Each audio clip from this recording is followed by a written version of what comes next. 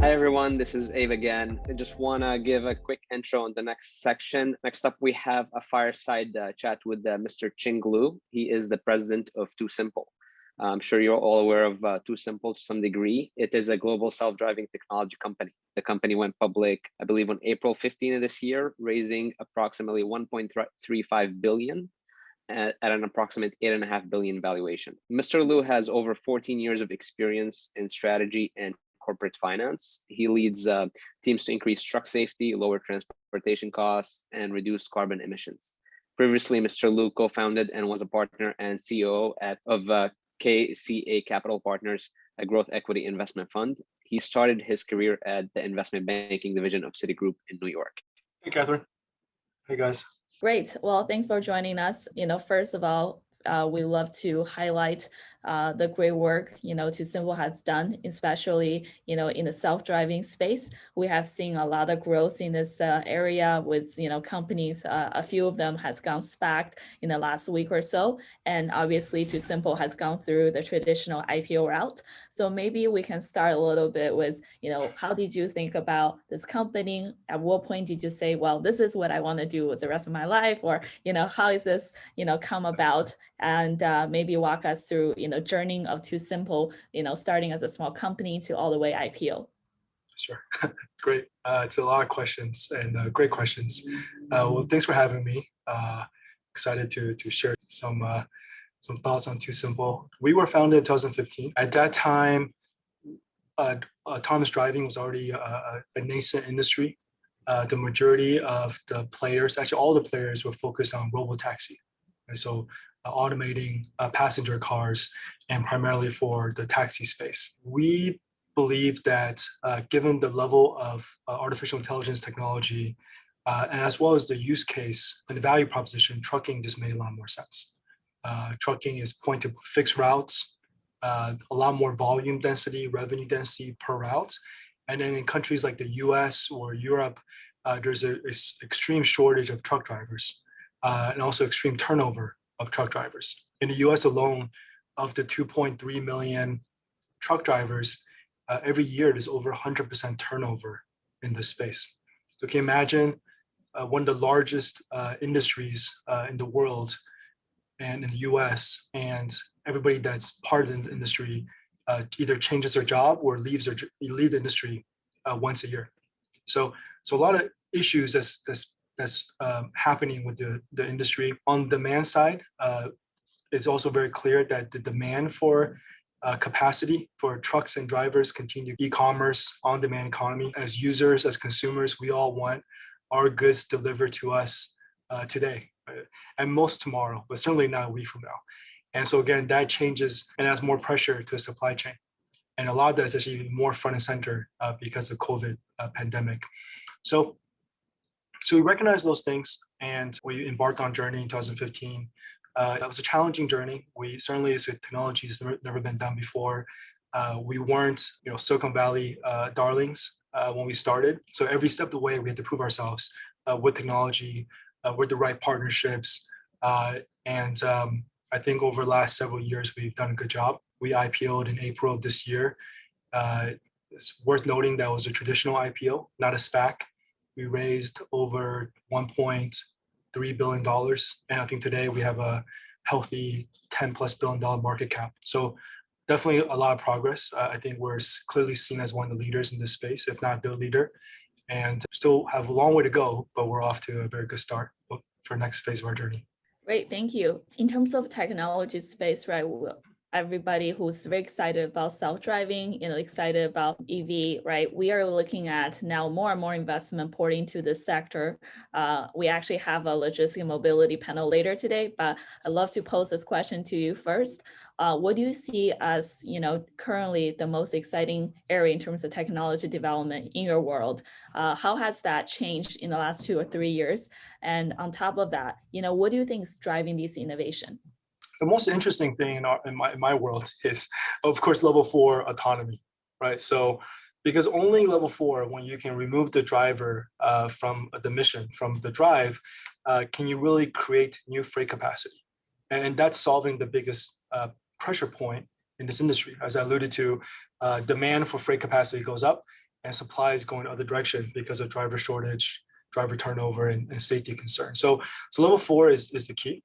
Everything else, you think about level 2, 2.5, 3, as long as there's still human on board, you're not fundamentally enabling or creating new freight capacity.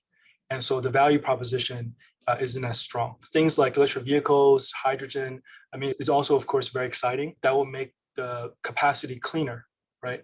But again, you're not fundamentally creating new capacity. And that's only be done by level 4 automation. Great. So we have a question here. TuSimple's fleet of 40 autonomous trucks have been hauling goods between freight depots from Phoenix, Tucson, Dallas, El Paso, Houston, San Antonio. All these routes about 95% highway, and the trucks can now autonomous handle service streets, bring cargo the entire distance from the driveway to driveway. So just curious, when it comes to growing this fleet of robotic trucks with your competitors such as Aurora, Embark, Locomation, Plus.ai, and of course Waymo, right, the Alphabet spinoff. What do you see as something you believe that TuSimple has accomplished that's very differentiated compared to these other players? Yeah, it's a great question. We get asked a lot by investors because the challenge with our industry is that it's nascent. It's not very transparent. Everyone's testing, and even if I've showed you the code, right, you will understand like what it does. And so the question is, how do you measure progress and how do you differentiate yourself? The reason why we want IPO first and really spend time educating the market is I think it's separated into 3 buckets: software, hardware, and then go to market. And on the software side, think of what can the virtual driver do. Today, we're the only company that demonstrated our trucks publicly to be able to drive both on highways, but also surface streets. So to be able to make left-hand turns unprotected with a 18-wheeler truck, Class A truck. And that's important because that unlocks a bigger market, right? The customers like UPS, they don't want to haul their freight to a transfer hub right next to the highway and then use autonomy, because that adds more drayage and it just doesn't work for your supply chain. The whole point is this is supposed to make the supply chain more efficient, not less efficient. The second part is we have 40 trucks today. The scaling is not linear because the trucks today are retrofitted. They're not reliable, to be honest. They're using non-auto grade components. And to be scalable, you have to have integrated, factory produced, homologated vehicles, right? Because a truck is a tool. It's a transportation tool and needs to drive 1 million miles over its lifetime. That's the average life of a truck. And so everything has to be put together at the factory. You're basically doing a purpose-built, ground-up development of a truck. We're the only company that's been invested by 2 global OEMs and have a real production program with Navistar in North America. So that's important. And the last thing is you need these high-definition map routes. You need the terminals. You need customer adoption. You need the oversight system. How do you manage 1,000, 10,000 trucks safely? So think of this as you need like the virtual railroad tracks, the 5G network for your 5G phone to work.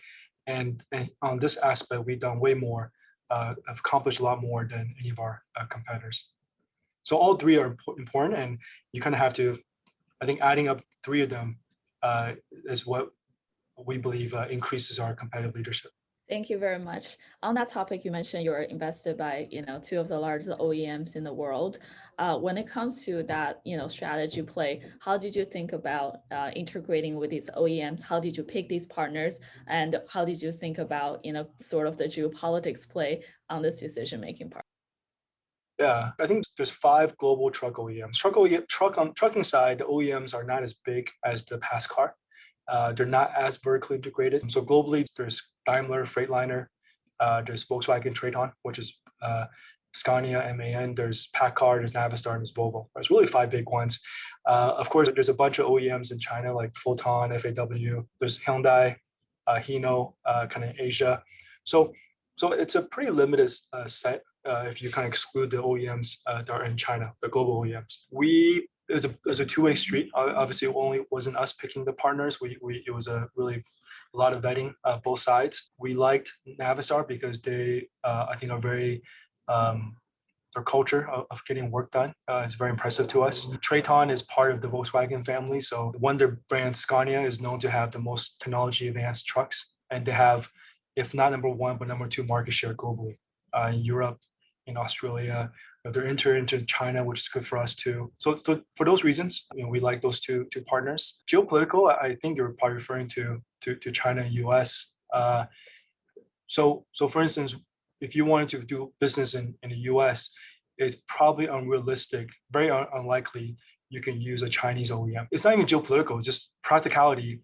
The carriers and shippers that buy the trucks, or even for us, we need that support network. We need aftermarket sales, we need dealership, right? So you can't just buy a truck from somebody that doesn't have that presence in this market. Great, thank you. And we just saw some exciting news on CNBC recently that there's been a trip conducted by a TuSimple vehicle. The job, which takes normally over 24 hours, took only 14 hours and 6 minutes. Can you please tell us what efficiencies were in place to achieve this? We mimicked what autonomy would do. So we did have a safety driver, safety operator on our trucks. And basically we had a handoff between two trucks. Handoff between two teams of safety drivers halfway through. So it was to showcase what autonomy would do. Of course, the whole ride was done in autonomous mode, but because we had safety drivers on board, you still had to follow the hours of operations. So I think we've been pretty clear about that part. But that's really what carriers and shippers, it's amazing the amount of value you provide to them. On the cost side, a driver today is 50% of the cost per mile. Everything in this industry is measured by per mile revenue and per mile cost. 50% is labor cost. We also demonstrated 10% fuel savings from autonomy because the driving behavior of our trucks much more stable. Truck going about 60 miles an hour is the most fuel efficient. But if you're a human driver, you get paid on a per mile basis. You're incentivized to drive faster when there's no traffic, and then really press on the brakes when there is traffic. So less harsh braking, more steady acceleration, deceleration curves, 10% plus fuel savings. And fuel is about 30% of the cost on a per mile basis. So that's the cost structure. And of course, there's insurance, which will improve. There's maintenance, which get better. But also what it does to a user supply chain. If you can get from, say, Port Long Beach, which is in LA, that's the biggest port, and you travel along the I-10 to Phoenix, to Dallas, and all the way to Jacksonville. But if you can get from Port Long Beach to Dallas in a day without having to do team driver, that completely reshapes how people think about their supply chain. Before, you had to fly, basically, and flying is very expensive. We talk to grocery stores as our partners, and how do you get fresh from Port Long Beach to the store in Dallas? So all these things has magnitudes of benefits in addition to just cost. Thank you for the very detailed explanation. On that topic, right, we see a lot of delivery businesses also growing, the last year or two, right? The growth of GoPuff, for example, So what do you think about sort of the short-term range, right? Because right now, it seems like the business is more focused on long range, delivery and actually trucking. So when it comes to integrating maybe vertically with some mid-range or short-range delivery companies, do you see a robust acquisition strategy for the future? Would you mind just sharing with us a little bit on that? It's not in our plans today. There's a lot of opportunity. One is if we could, on the long haul, free up drivers, and those drivers can do the first mile and last mile, that improves the overall supply chain. But I think for us, as a company, we have to be focused. Getting the long haul right is a very large market, is 60% of the $800 billion truck freight market in the US alone.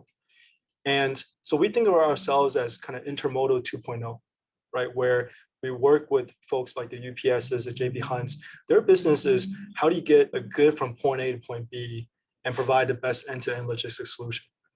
In the long haul, if they outsource the middle mile to us, that lowers their overall cost, and that increases their service array of services and helps them grow their overall revenue.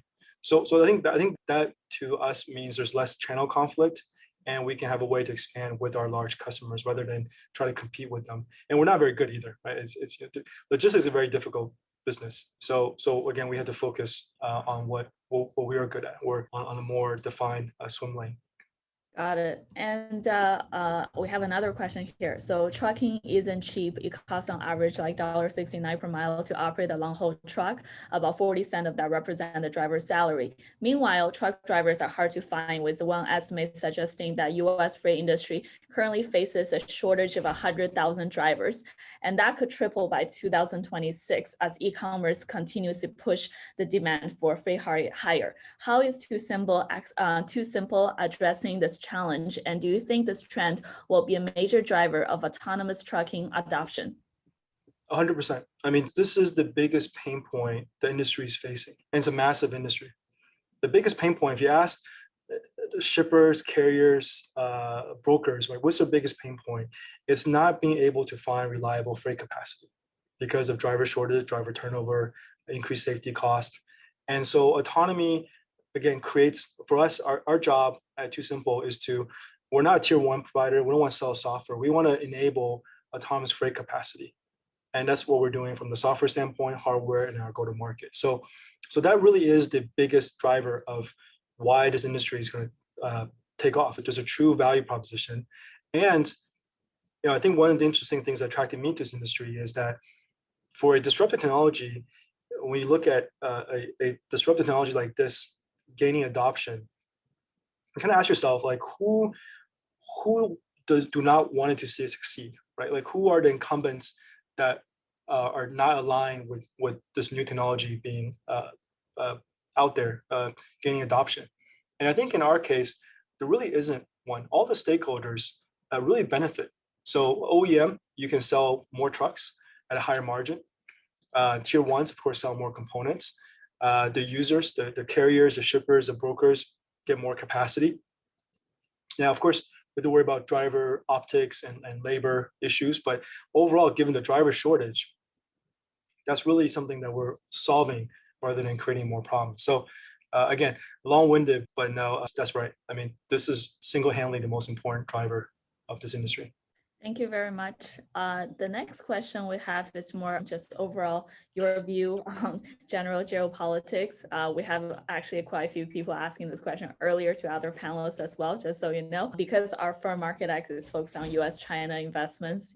Clearly a lot of things have happened the last few years, especially. I don't want to take too much of the airtime, but it's been difficult, right? So what do you see as an observer? Because given the business is now US mostly focused. How do you see that, relationship change maybe over the next few years? Now you see Didi also having a hard time in China. Many people are scratching their heads and going like, what's happening, right? We don't know what's gonna go in China, what's happening in the US. So being a, top leader in this world, love to hear your thoughts on, what do you think will be the next 5 year, how will the next 5 year look like? Well, as a Chinese American, I came here when I was 7, and I've after good feel of both sides, and so it kind of hurts me. It pains me to see that the tensions are getting worse, and I think over the next few years, it is more likely to get there's more tension than less, and it's natural because if you look at history, anytime you have a number 2 player challenge the incumbent, that's usually what happens, right? You see that with Russia, with Japan, and so it kind of history does repeat itself. The difference, of course, is that in this case, China is also very strong, right? It's not a country that doesn't have its own internal consumption market. It's the largest holder of U.S. debt. There's so many ties now in this global world in terms of supply chain, finance, people on both sides. So I think to me, what it means is that we have to really think about, be sensitive to the needs of both countries. And so both countries, given their their sovereignties, data security, and where does IP sit, how do you operate? You have to be very careful and sensitive to the rules on both sides. Right? And the good news is I think there's more and more clear rules. Now, of course, Didi, that means it's kind of pushing at least one rule, which is data security in China's side. So I think one, being very sensitive to rules on both sides. You can't just favor one area. 2 is, I think a lot of this is also politically driven, but I think as people in commerce and business, hopefully we can try to bridge more. So I think that's something that I feel like is important for us to try to do. But As a company of TuSimple, we do have operations on both sides. We have to, again, just be very sensitive to being a multinational company, right, with technology development on both sides. But so far it hasn't been an issue for us. But thank you very much. As a fellow Chinese American, love to also see more collaboration across the two countries. And, we're definitely here to push innovation forward and, still be conscious of the regulations around industries that we operate in. So thank you for that very insightful answer. Next, we have Cervantes Lee, who's also asking a question. So please go ahead. Thank you, Catherine. Hi, Chen, very impressed for your IPO and make a story. Yeah, I want to ask you for your truck. Are you taking the client right now? And what's your client? Are they grocery? Are they third-party delivery company? Or they are just FedEx? Just can you share us what's our current revenue base and then what you see maybe for next year? Yeah, thank you so much. No, thank you first. We have two service models. Cameras went off. We have two service models. On one hand, we partner with Navistar. We integrate our technology into a purpose-built Navistar truck. UPS's, FedEx, the Walmarts can buy the truck and subscribe to a SaaS-like sort of turnkey virtual driver service from us. And we'll charge on per mile basis as a fraction of what a driver will cost. So significant ROI for the user. Other service model, our technology and products, is we operate the trucks ourselves, and basically we act as a carrier, as another source of capacity to the same customers, right? Because Walmart can have their own fleet of trucks, but at the same time they have peak capacity, or they have backhaul. So these are all things that are complementary to their business. So we make money in both. Today, our revenue comes from us hauling freight on behalf of our partners. I think the ones that we've sort of are public with us: UPS, McLean Foods, US Express, Warner. We've invested by two of the largest Class 1 railroads in the US. So these players, biggest users of freight capacity. That's where primarily our current revenue is today. Sure, thank you. Yeah. Thank you, Chen. And then I guess in terms of the next area where safety is in concern, right? Trucking is very dangerous. Large trucks were involved in more than 4,700 fatalities a year, an increase of 9%. This is the general stats we see, despite an overall decline in passenger vehicle deaths. So as a result, a truck driver is now classified as the most dangerous job in America. Will AI augmented drivers' jobs, or will completely replace drivers? What do you think, is the impact of your company on the truck? The truck drivers, we're actually super, super positive. I like to say every driver would retire as a driver, even if you enter into workforce today. And I think that's true. This has been backed by government studies. There was a recent US DOT study came out in January. And even the most bull case adoption of autonomy, net positive for job growth as a country, I think like a few thousand job losses for trucking, just because the demand is increasing. The supply chain is getting tighter, and e-commerce and on-demand economy trends are not going away. Right? It's only going to get more. I mean, I can't remember last time I went shopping for a retail store. So I think that's going to be okay. Now, of course, the politics, the optics around that, we're very sensitive to. And we do a lot in terms of we have partnerships with Peanut Community College down in Tucson that actually train next generation truck drivers to be AV certified, because there's actually more jobs created to help autonomous trucks operate, right? Because when you're parked at a terminal and you're starting a mission, the pre-trip, post-trip, the oversight system. So there's still a lot of jobs that would be created. So again, of course, from our standpoint, we feel like net this would not have any impact to the driver market, given the shortage. It's certainly a problem. I mean, there's close to 5,000 fatalities. If you look at, I think it's like 94% of all accidents involving a truck are due to human error. It's actually quite sad. I mean, we are doing a lot of testing day and night, and I can't begin to show you how many videos we have, because we have cameras everywhere, of truck drivers at nighttime watching like a movie and driving their truck. I mean, so there's a shortage now of truck drivers where in Congress, we're talking about passing a law that allows for 18 to 21-year-old CDL holders to do interstate freight. So would you rather have a robot who has cameras and sensors everywhere and have instant, never gets tired, or have your 18-year-old college kid or maybe high school kid drive a truck, right? So, I mean, that's literally the choices. And so I think the safety benefit of autonomous is quite clear, and an alternative isn't very good right now. Well, that's definitely a very good start comparison here. Thanks for providing that context.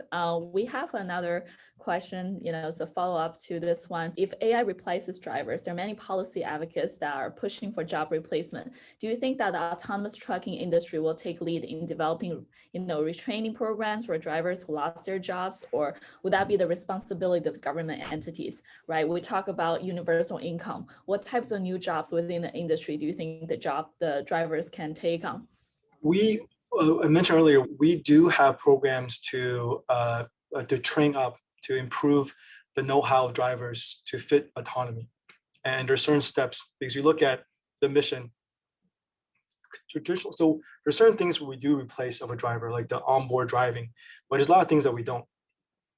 The planning, the pre-trip, post-trip, the maintenance, the yard work, because the shifting of the tractors, the trailers, all those things still require a lot of human intervention. We also, it's not so much replacing jobs, driver jobs, but it's also to reallocate the jobs to do more first mile and last mile. So one thing autonomous trucks are not good at is doing that Walmart distribution center to Walmart storefront.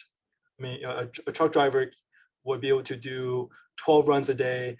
There's a lot of human interaction, and it's actually higher utilization for Walmart, for the asset and for the driver.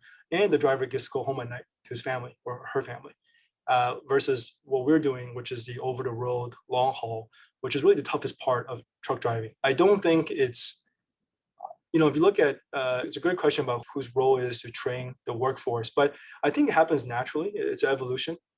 I mean, look at, autonomous driving is not the first disruptive technology, internet being one of them, right? That created more jobs than we can actually imagine. So I don't think, with every new disruption, with every new technology innovation, more jobs, more ecosystems will be developed that today we might not even understand. So hopefully that answered part of the question. Thank you very much. And one last question before we let you go. Thank you for your time. So we are looking at, autonomous trucking as a great investment for the future of freight. In your opinion, what industries can investors find opportunities in that may be connected to autonomous trucking? For example, truck makers, technology vendors, hardware vendors, LiDAR, etc. Is autonomous trucking going to be the driving force for mass adoption of autonomous vehicles? How do you imagine this taking place?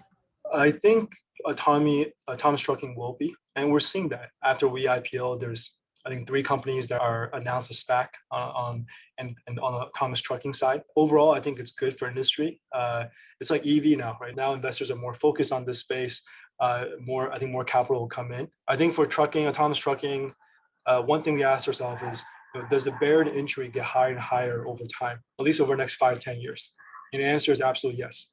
Just because the complexity of the technology, the hardware partnerships, the whole go-to-market infrastructure we have to build.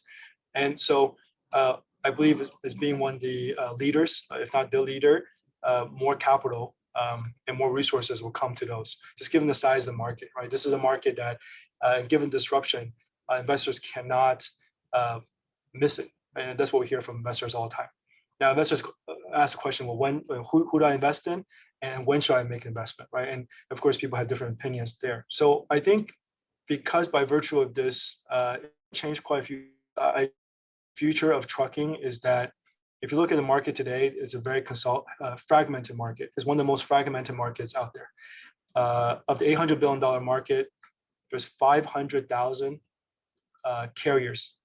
I think 96% of all carriers have 20 trucks or less, owner-operators. It's because there's really no barrier to entry, right? There's no technology barrier, there's no capital barrier, and limited economy of scale because retaining drivers is challenging.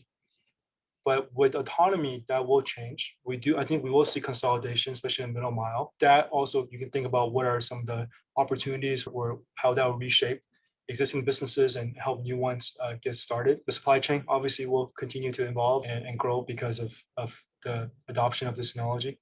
So it's very exciting. I think this is a space that really is super ripe for. A lot of people joke the last big disruption trucking has had was the invention of the diesel engine, 30 years ago. So, right. We're super excited about what was to come. Sorry, we have this one question from Anthony. Anthony, would you like to ask the question yourself? I can answer a question. And Yeah, I read it. Okay. So we in terms of infrastructure, we built our technology to not rely on any new infrastructure like V2X, like 5G, or vehicle to infrastructure, because the trucks has to operate in today's condition, right? Otherwise, there's limitation to adoption. So that's, I think, a general answer to new infrastructure. Okay, thank you so much.